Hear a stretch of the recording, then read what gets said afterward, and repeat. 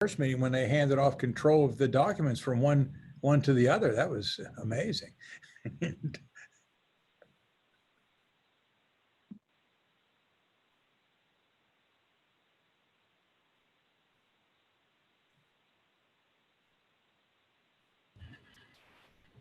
Okay, madam, we're ready now.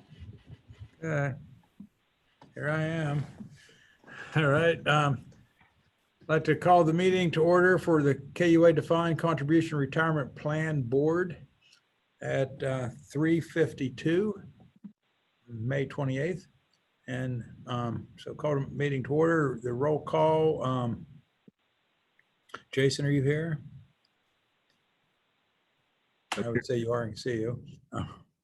Susan, I see you. Barbara, you're here. Yes. Does the flower mean you're here? Who sent the flower? And Larry, you're there, correct? So I guess we're all here and accounted for.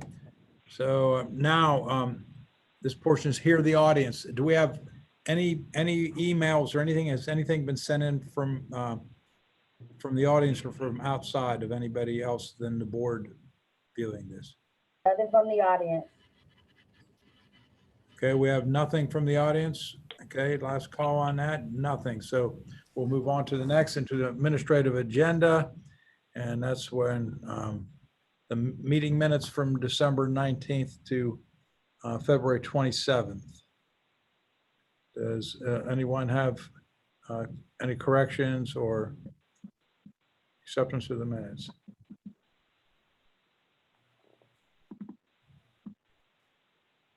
Do I have a motion to accept the minutes?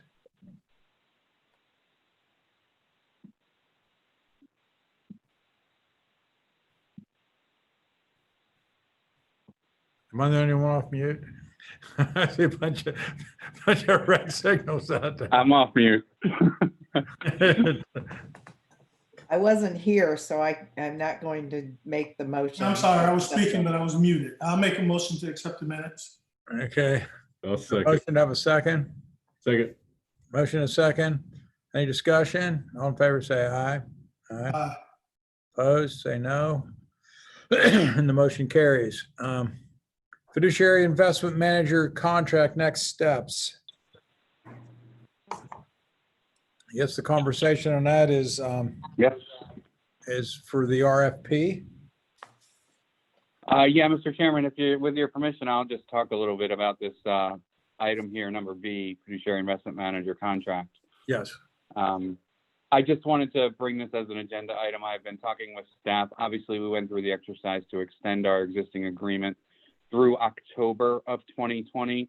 And while I don't know that there's explicitly an action item for the board at during our discussion here today, I did want to bring it up as a reminder, given that if you are going to go through the steps of a full public RFP, we want to make sure we're at least going through the steps to start that process if that's what the organization ultimately lands on, given the fact that it's probably going to take some time, and should you ultimately make a change that may run past October. So I really wanted to bring this up for 2 points: to have a discussion around the existing agreement and what, if any, directive you've been given in terms of RFP. Number 2, remind you of the timing of our current agreement. We're certainly happy to extend it. We're certainly happy to renew it for another 5-year term or for another 1-year term.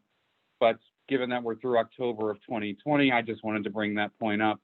And then thirdly, which I can do in writing if it's acceptable, and certainly want to be cognizant of procurement laws and make sure I'm not stepping out of line here, but did want to confirm that our current fee structure under our existing contract is a flat $22,500 annually. It is billed quarterly, but it is an annual flat fee of $22,500. And under our renewal circumstances, we would commit to maintaining that flat fee regardless of asset size under a renewal agreement. So again, I'm happy to provide that to the board in writing if that's a requirement, but I did want to mention that as part of our discussion here today. Okay.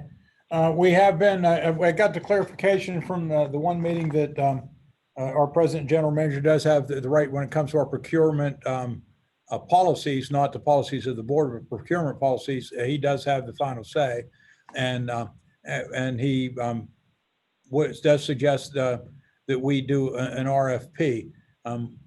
We could have discussions on, and what you said today, I don't think that's going over procurement policy because it's a public record and we're in a public meeting and you're making a public thing of an agreement we have and what's there. So I don't see any propriety on this, but we can move forward with the RFP. We can, there's a lot of things we can do. Board, what's your pleasure of what you would want to do?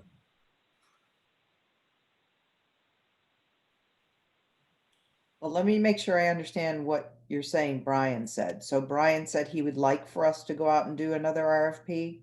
Yes, now, so let me throw some options out. Okay, then we got for the RFP, what we've been told today that we've been offered flat what we have today.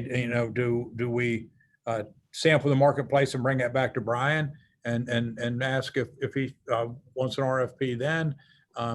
Do we go through RFP? But he does feel that it's healthier for the organization that we go for an RFP to see what's out in the market. But what I'm understanding is even if we went through an RFP, then if we made a different selection, we would not have all of this done by October 1 anyway, right? Is that what I heard? Well, if that's what you heard from Joe. I don't know if that's virtually impossible. We'd probably have to get with our procurement folks to see that it can't be done. If we have an RFP ready now and put it out on the street soon, and we have dates to review, and if we would come up with somebody different, the handoff would be, there'd be certain things that we'd have to change that we're differently than what we're doing exactly now. If I interrupt just 1 second, I do have some information from Judy on the process.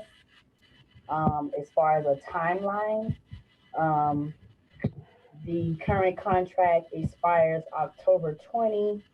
We already have the draft of the scope worked out. So, if it's the board's permission, we can, vote to appoint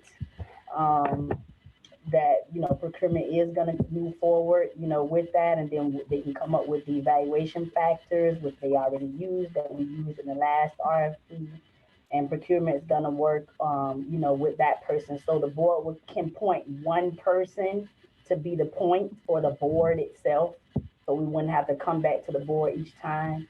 So if the board wants to elect which one of the trustees would be the go point, then procurement will work with that particular trustee on it.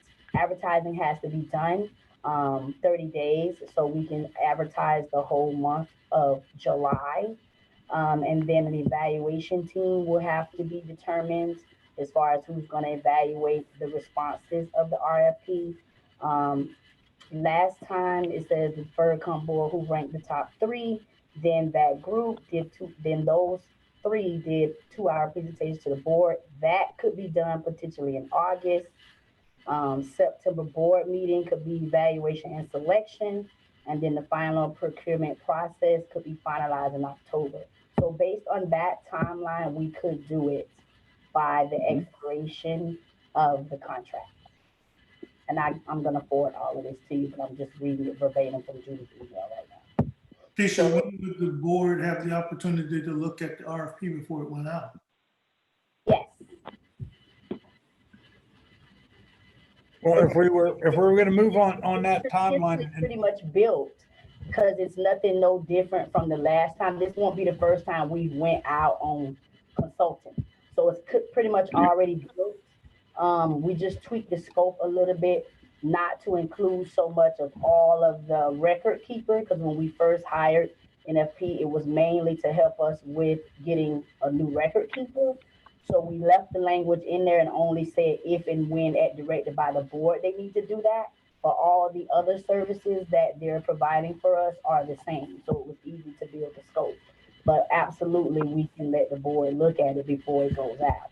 well, if we choose to move on, if we get a motion to move on this today, to your point, Larry, we could put in the motion that as long as we review it separately and agree on if there is any changes, if they're sent out and agreed upon, either we call a special meeting or just have them sent by email and sent back to Keisha, and she sends us out a copy that we agree on, if there are any changes on it.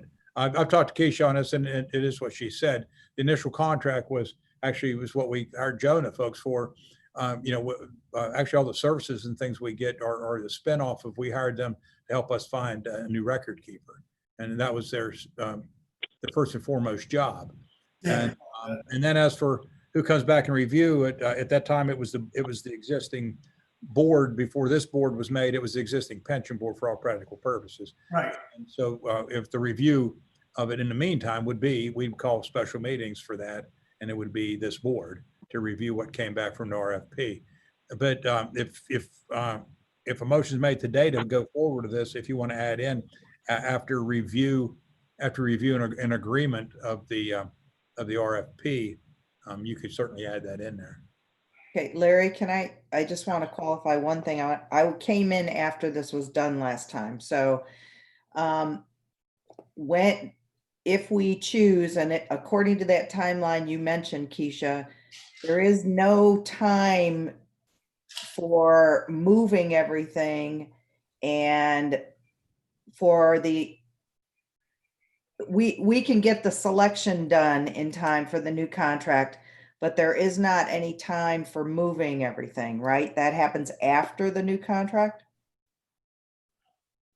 Right, but there's not, as Yeah. far as moving anything, Right. there's not really anything to move. Well, I mean, the transition, I don't really mean Right. physically moving things, but I mean, The next time we would have a quarter ending meeting would not be until December. So there's time from October when the company is selected to December is when they will be their first time to give us a quarterly meeting, at which obviously they will be provided all the information from the record keeper to give all of the stats and the things that NFP is doing for us currently. And we get a lot of services actually we're hiring them as consultants. And so it would be a Mass Mutual, as you well know, would still be with us and have that contact and going. So that doesn't actually, Mass Mutual's the plan, and these folks are consultant, and they do keep a good eye on the plan. I have no complaint with the consulting we get, but to let you know, this is a consultant, so there's not that much of a handoff other than how they're consulting. It's the Mass Mutual continue. Right. It's not like a service, a full-on service that has to be moved. A consultant is actually kind of easy as far as the transition would be in that, and then obviously the board could continue with NFP if they select them. We'll just be doing our due diligence as to saying that we did go out in the market. If the board does choose to continue on with NFP, then we'll get another 5 years with them. so is our purpose for going in the market is to check pricing or to check offerings or? All of the above. Services for the price.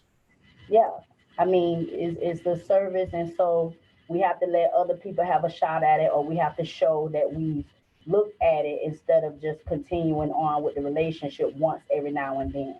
Same how we do other contracts. That's what our procurement process is. That's best practices as far as purchasing is concerned. And so Brian wants us to do what we normally would, best practice, which is to go out ever so often on the service.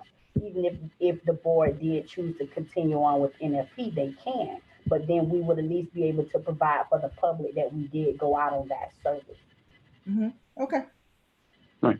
Understood. This is Joe. If I could for just a moment, I mean, obviously, wouldn't we love a renewal? Of course we would.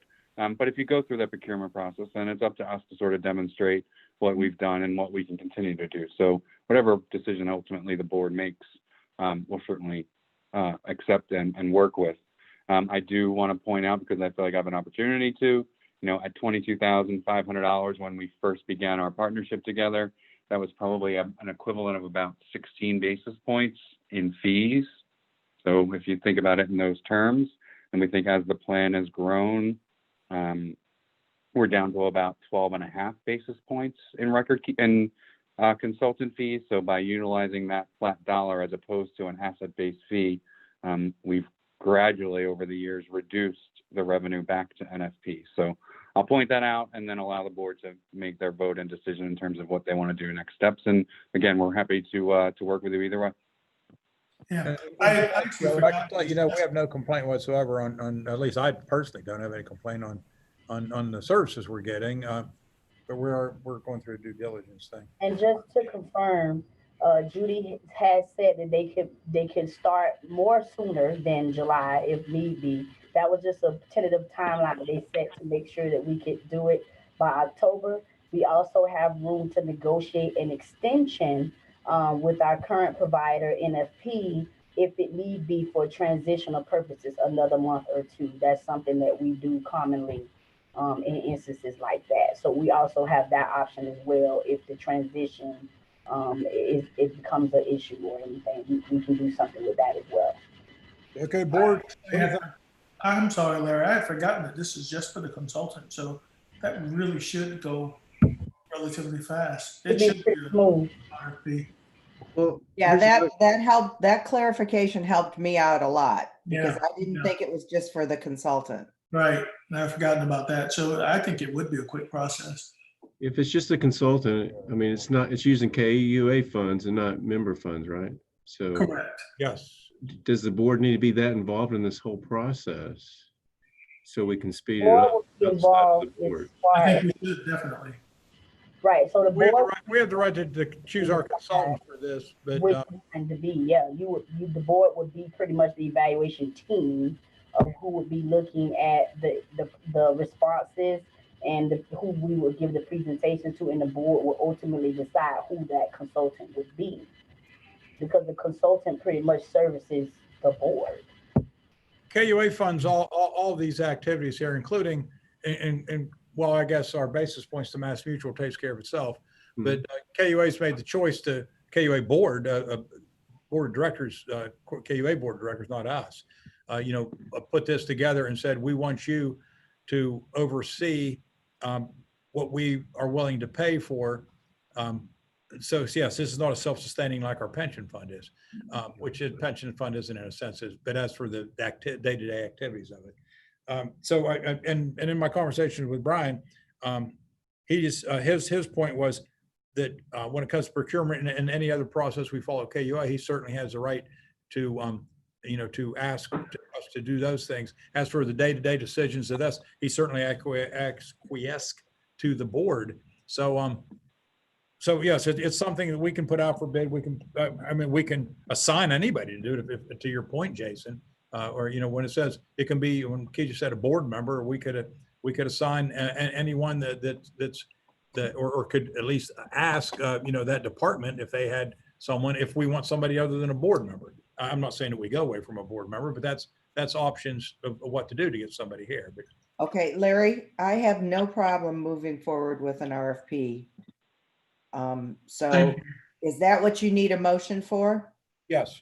Okay, I move that we move forward with an RFP I for our fiduciary investment manager. second. Got a motion and a second. Any other discussion on this point? Okay, we'll see. We'll see if it passes, and we'll go next. All in favor, say aye. Aye. Aye. Opposed, say no. Okay, now this passed. The board, that just be direction of the board. When do you want to start on this, and who do you want the point person to be? ASAP and you. Okay. Then I will get back to you what ASAP is. We'll probably try to get something moving in June. Does anybody disagree with Susan? Larry, and we already, if I remember, we did this part of it when we initially did this, so we should be able to use a part of the RFP that already exists. I don't think we need to try to recreate the wheel here. I think that information is going. To Keisha's credit, she's already put something together when we spoke earlier on it, Keisha, that she, we watered, again, the other one was saying, find me, a Mass Mutual or someone, and this, we're just putting that as an option, and we're and we're zeroing in on the other features, the other, so we'll get something out to you real soon. And if everybody's happy with it by email, to send back to Keisha, and it says if they're unhappy, then if we have to get in there and dig around, if you're happy with it, then I'll get that started with Judy and ASAP. Perfect. Okay. Are you going to tell us more of your areas of expertise on the thing? Believe me, Joe, we don't have any issues with what you're doing for us, and I'm not complaining about the price. Joe, it's your meeting now, though. Next. All right. Well, thanks, everybody. I'm glad we were able to talk through that and look forward to continuing not only through this process, but ongoing. And we'll deal with that when we get there. NFP area of expertise. I won't talk in detail right now. The board has heard me. This is out there because I am going to work with staff on some of the subject matter experts that we have access to and make them available to staff should they have questions on benefits outside of the retirement plan. It's not retirement plan focused. We want to just make sure that if there are other areas we can help, that we make those resources available. And I just wanted to make the board aware of that fact. Okay. So if it's truly my meeting, and then to minimize on skipping around, with your permission, I'm going to cover regulatory and compliance, and maybe Keisha, you and I can make a note to just switch these two around because I feel like it's just easier. But I'd like to switch to the investment and fee discussion and talk a little bit about 331 performance. And for those either looking online, it's page 17 of 138 of the PDF, or there's page 1 in the top right-hand corner. It reads Q1 2020 market review. It's up So I'll there. give folks a second. It's on the screen. Folks. Awesome. Thank you both, for everyone, for clearing that. I try not to leave this page up too long because number one, it is as of 331, and number two, there's a lot of negative numbers on here. But obviously, part of this review, part of our process, we are going to go through the results as of the first quarter, and you've heard this as your discussion around the pension plan itself. But some pretty negative numbers from an equity standpoint through 331. Fixed income was up positive for the first part of the year. You can see 3.1%. In terms of some of the bullet points or talking points, I mean, we talked about here the fourth one down, 9.9 million new jobless claims. And obviously, we know that number is drastically different today than it was as of 331 and continues to be a pretty interesting factor in the marketplace. Interesting to note, you see Fed Reserve cut rates. There's talk of the stimulus that came out. We all know there's another bill out there on the table. Who knows how far along in the process that'll get. But generally speaking, there's just a ton of uncertainty in the marketplace from our perspective. What I will say on a positive is that we're happy with the lineup, and we'll talk about that here in a moment.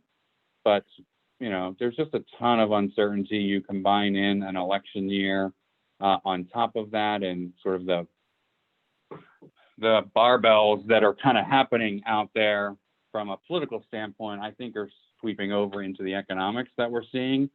And obviously your own opinion around unemployment and what's truly going to happen. And when we're truly going to come out of these phases of coming out of quarantine sort of across the country. Was there a comment in there? I didn't mean to cut anybody off. No, any comment? No. Right. The one thing I'll sort of leave with, and this is what I'm hearing from investment managers, and again, we have 2 funds on the watch list. We'll talk about those in a moment. We'll talk about the target date funds. But one of the couple of points is that one around uncertainty and unemployment. But what's interesting is where do we see winners and losers as a result of this? So when investment management teams are looking at different sectors of the market and then subsectors, do we see winners and losers, whether it be the virtual video technology? Is it drug related? Is it not? Who's ultimately going to benefit from the changes that are ultimately going to happen sort of across the country and around the world? So that'll be interesting to see how that plays out from an investment theory perspective. And we're monitoring that with our portfolio management team as well. Okay, I will ask you to flip down a page or two to 25 of 138 or page 9 in the top right-hand corner. Just like to remind the plan board, it's style box short is the title of the page. It's up. And just to, yeah, No, I'm telling you, that's on the screen. Do you see our screen? awesome. I cannot, so. Okay, I I'm think just you guys letting. got it. I think I'm giving you letting know it's on the directions, so screen. unless you tell me you don't have it, I think I can keep us going here. Sounds good. But we'll get through it. I'm good. So just as a reminder, the style box, these are the investment options that participants are able to utilize to create a diversified portfolio, active on the value and growth side of the equation, with passive or index products down the blend. The American funds in the top right-hand corner, the Capital Group still continues to manage the target date offering. They're getting a score of a 9 out of 10. And as a reminder to the plan board, our proprietary 10-point scoring methodology, anything with a 7 or above is considered meeting the criteria. Anything with a 6 or below is not, and would therefore go on a watch list. So there are 2 funds. If you stay on the left-hand side of the page, small cap value, undiscovered managers is getting a score of a 6 out of 10 on our scoring methodology. It's only the second quarter on the watch list for this particular product. The Pioneer fundamental growth in the large cap growth area, back to the sort of towards the top right, is also getting a 6 out of 10. And we're not making a recommendation as a replacement at this time, but it is 3 out of 6 quarters on the watch list. And I I'd want say to just highlight that for folks. And guys, we've talked about this one for the past couple of meetings, Yep. and it is Yeah. not improving. So I'm happy to come, one of the other things that we have talked about in all of these previous meetings is the fact that we have Will Danoff and the Fidelity Concert Fund playing in the same sandbox. So for those participants who do not want to utilize Pioneer, they do have a complementary option in the same space. And by way of reference, there is $86,600 or 0.5% of plan assets in the Pioneer Fundamental Growth Fund. How much is So- in Fidelity Contra Fund? $704,304. And by reference, I'm looking at the next page, the 2 pages down. I'm looking at page 27 of 138 or page 11 in the top right-hand corner, plan allocation by investment type. So while $86,000 doesn't seem like a whole lot in relation to what we're typically used to talking about, it's still $86,000. And if it's a bad fund, it's a bad fund. I don't think the process is broken. I've harped on that for a number of quarters now in a row, and I think we benefited from Fidelity being there in the space. But I'm happy to come at our next discussion with a firm suggestion on replacement options for Pioneer. I know we've shared them before and not taken action, but I'm happy to take direction from the board as you see fit. Do you Guys, have I a think we need to give recommendation it as of today? I'm sorry, Lou. I was gonna say, I think we need to give this serious consideration because remember, they recommended Pioneer Fundamental Growth and by itself. We insisted that Fidelity get added to it in the beginning, the Contra Fund. Otherwise, the only fund we would have had for this growth style would have been this Pioneer that's performing not satisfactory, even based on their scoring methodology. How long do we wait?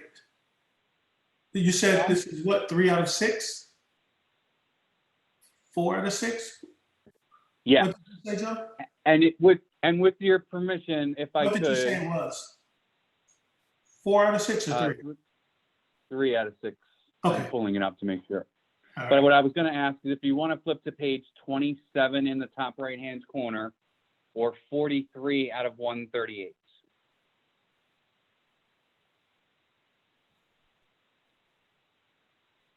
Large cap growth asset class review. Pioneer fundamental growth K, and I'm focusing on the longer time periods because that's what we do. I'm looking at 5 years. You see the fund at 8.41, the index or the benchmark at 10.36 compared to its peer group at 8.03.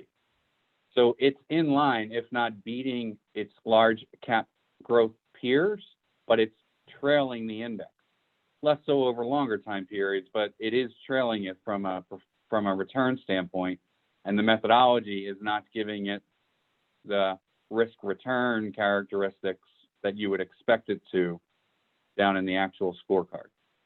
We show you calendar year returns as well, but even the 1 year number, while it underperformed the index, it outperformed the large cap average. So I just wanted to point out a couple of those numbers, that this is not all doom and gloom, but with that being said, we can absolutely replace this with another large cap growth option if that's the requirement. Susan, you had a comment? Yeah, I would definitely like to have you at least bring a recommendation absolutely. on. That was supposed to happen, Absolutely. I think, for this time. Do you have one today? I can share one with you here as we're talking. I wanted, we've gone through this discussion a number of times with no action. I'm happy to take up full action and implement it with your decision. So I'm happy to do that. I was not expecting, I wanted to hear what the plan board wanted, and then we can react to that. Absolutely. Here's your recommendation. Hey, put it out there.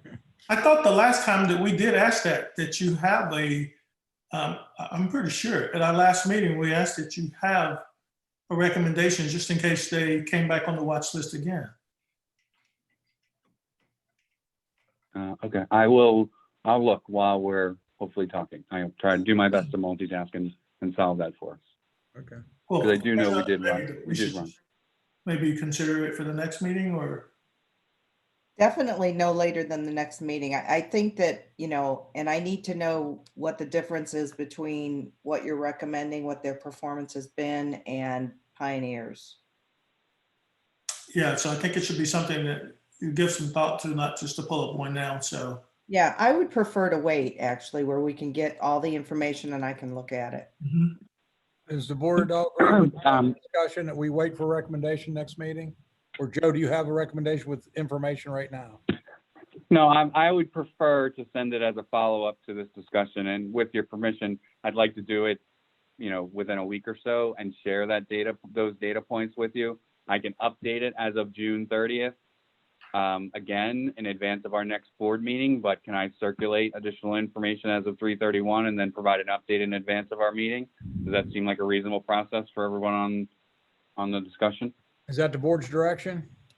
Anybody opposed to that direction? sounds good to me. Hearing no opposition. Yes, that's your direction, Joe, if you would, please. Okay.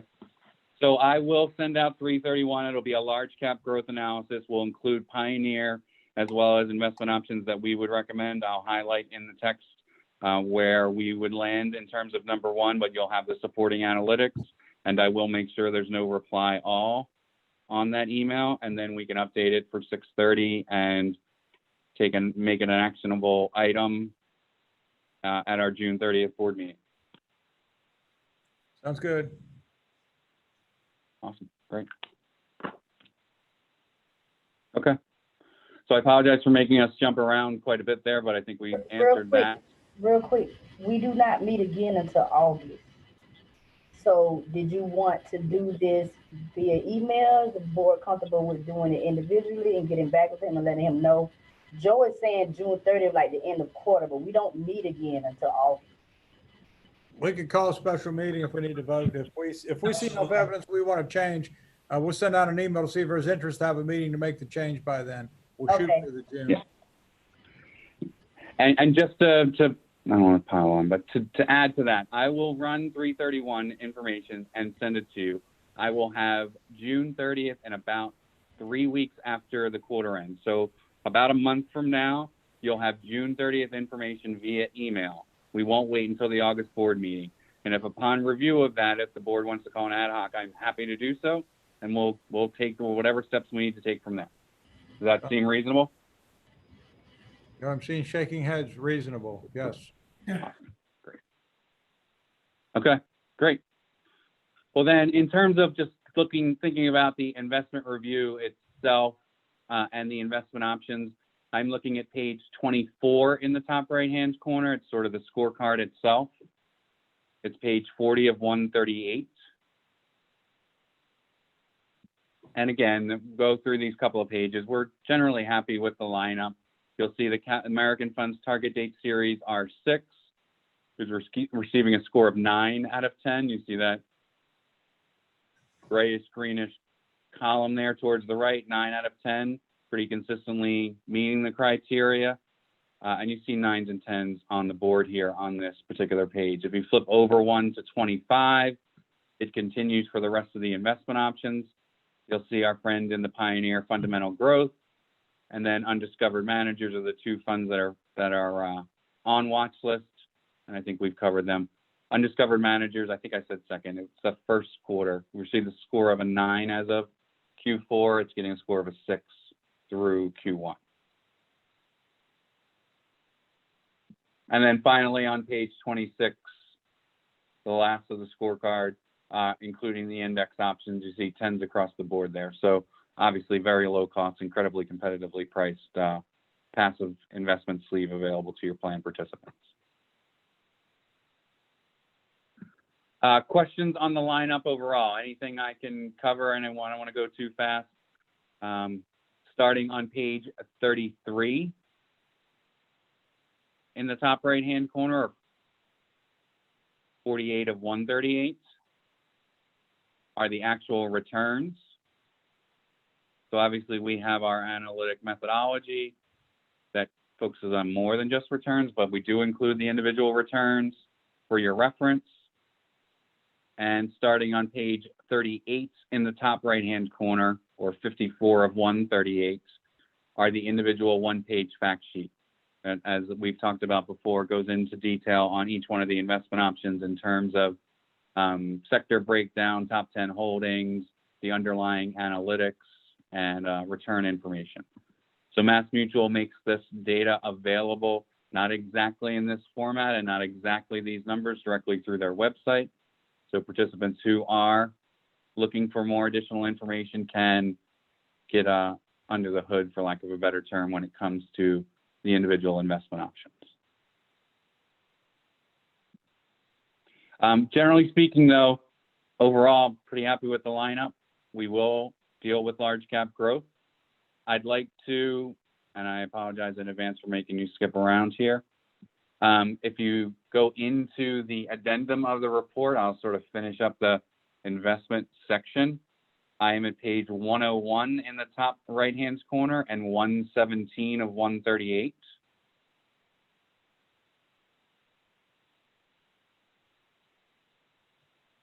So for the target date funds, as they continue, obviously they are your default investment option. As they continue to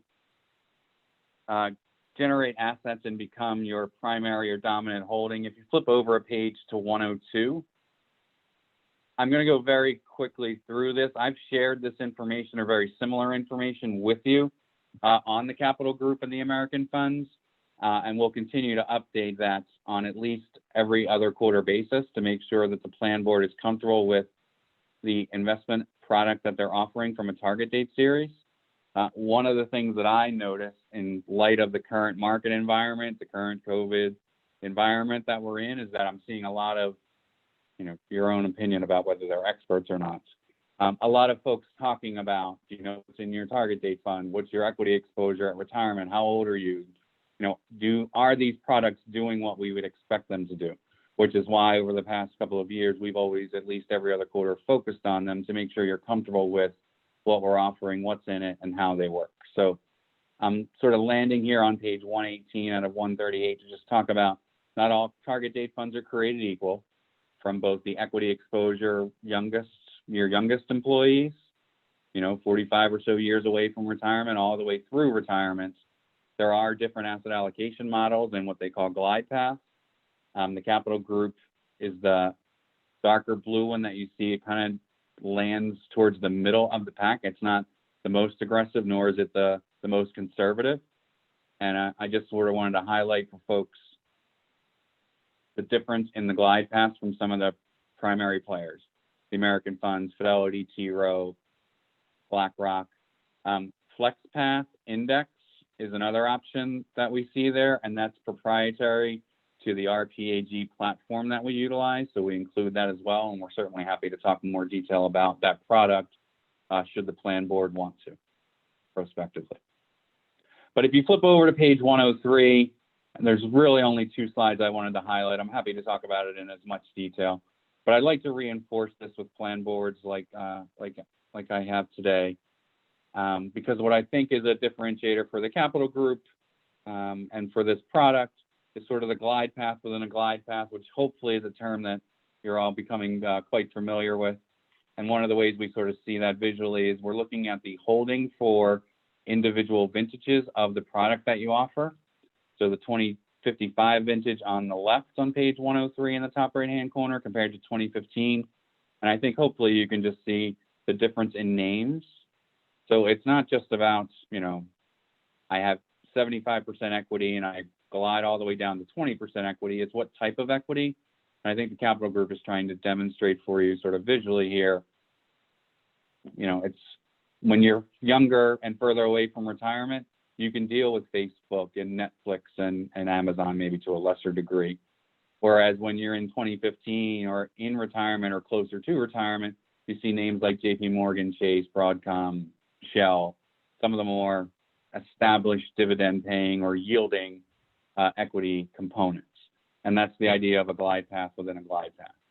Whereas if you're on that page 103, you see the names and the percentages and even the yield to maturity for Fidelity, and flipping over to 104, it's pretty consistent. There's not a ton, there is some change, but not to the degree that I think the Capital Group is doing from a glide path within a glide path perspective. So the last or primary page I wanted to sort of just talk about a little bit for the board's reference is all the way to 108 in the top right-hand corner. It's page 124 of 138.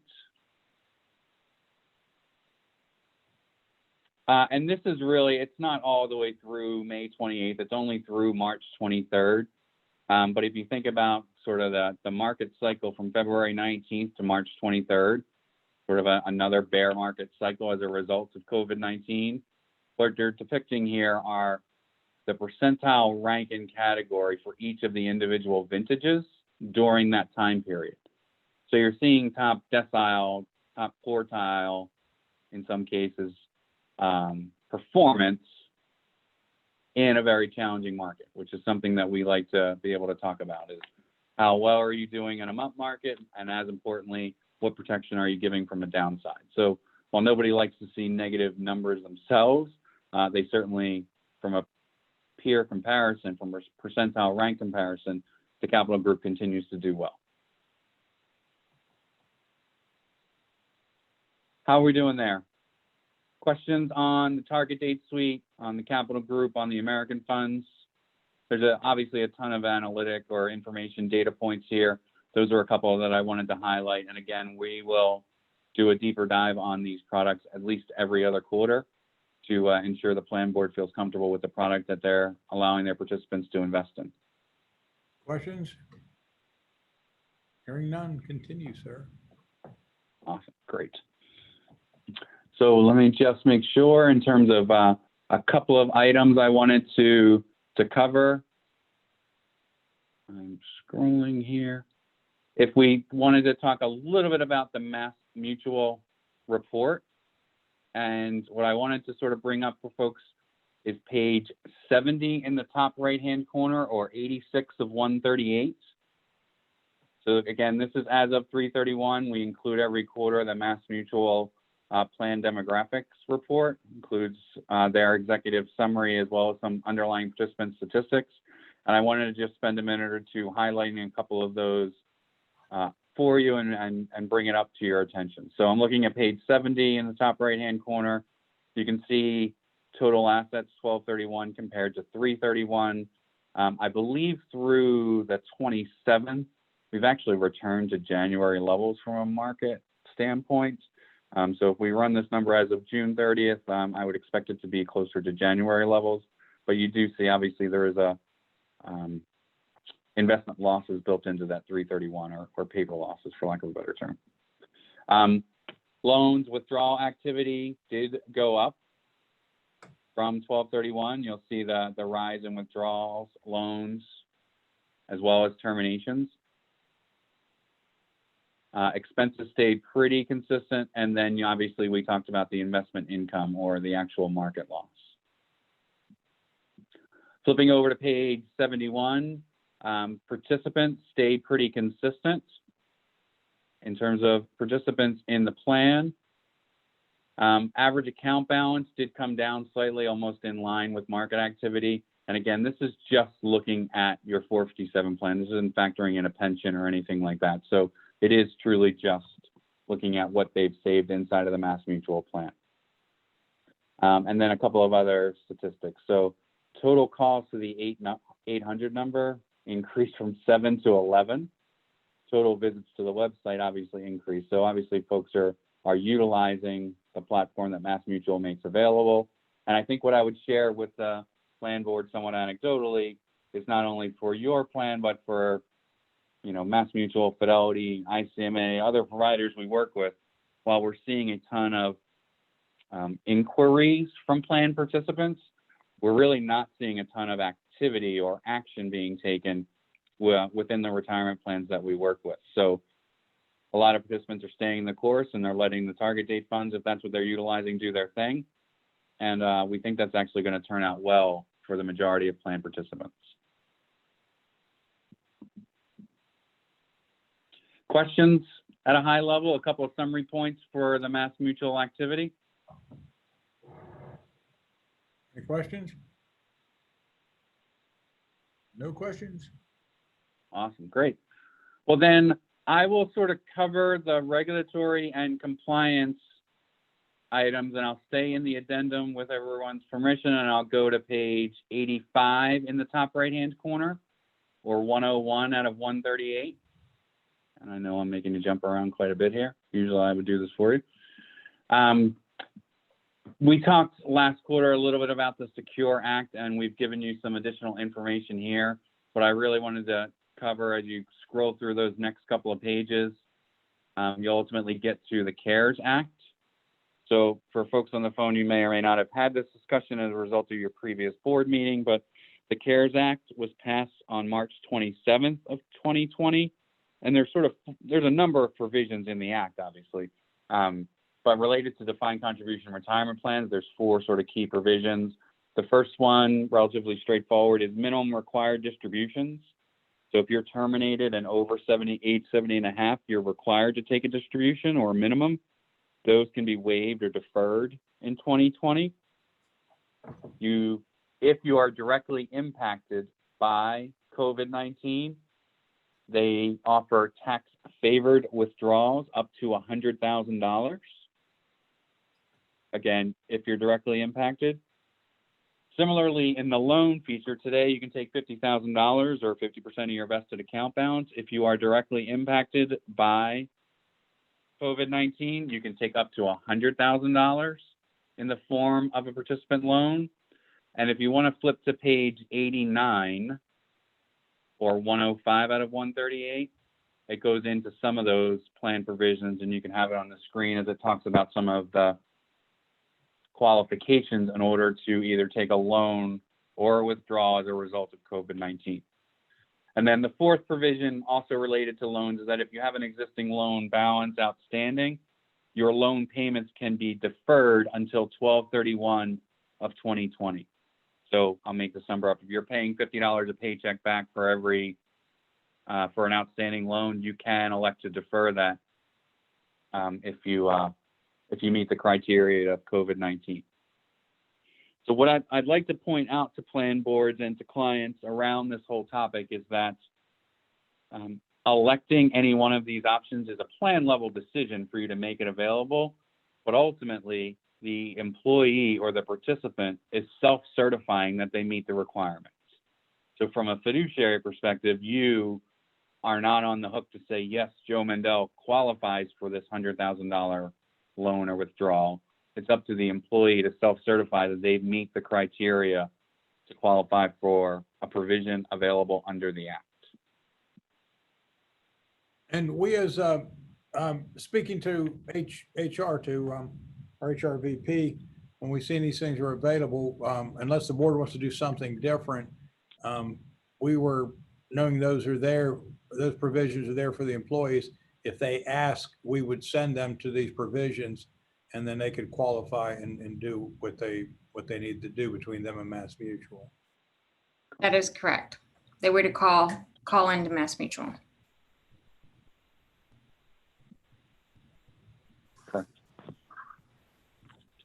So I will say, I think I mentioned it differently. I'll say it another way. We're not seeing a ton of demand. There are pockets of it, and I would suggest that some of it's geographic. You know, some of our clients in the heart of South Florida may or may not experience a little bit more than, say, you know, here in Orange or Seminole or Osceola County as examples. So they are out there and they're available, and we can certainly work with you and Mass Mutual if we need to react to participant demand. Thank you. Awesome. All right. Well, one of the last things in terms of covering off on the agenda is a document we put together on an annual basis for our clients, for plan boards like yourself. And I'm going to flip to page 95, 96, 97, 98 in the top right-hand corner. It reads Prudent Fiduciary Process, Fiduciary Status Summary, or 111 of 138. And if you're controlling it on the screen, I'm just kind of flipping through those couple of pages. It's about 4 pages, and I think you've heard me call it the Cliff Notes or the cheat sheet version of some of the key provisions of your plan. We try to go through and update, you know, when was the last time you went to an RFP, you know, for record keeping services, the converted plan assets on May 18th of 2017, industry benchmark posted on, you know, in Q1 of 2020.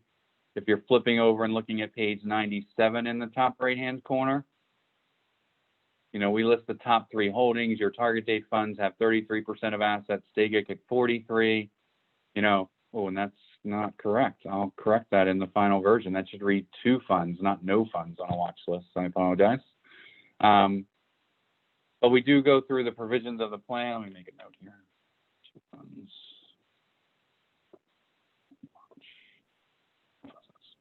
It does goes, you know, flipping over to page 98, it goes through some of the key provisions of the plan board, the process that we go through, and then all the way over to 99, we document Mass Mutual's record keeping revenue of 20 basis points, what that equates to.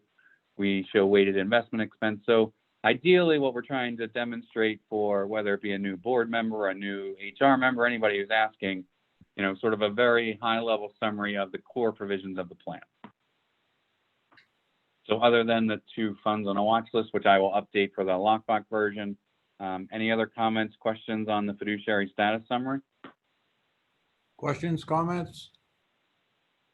Hearing none, continue. All right.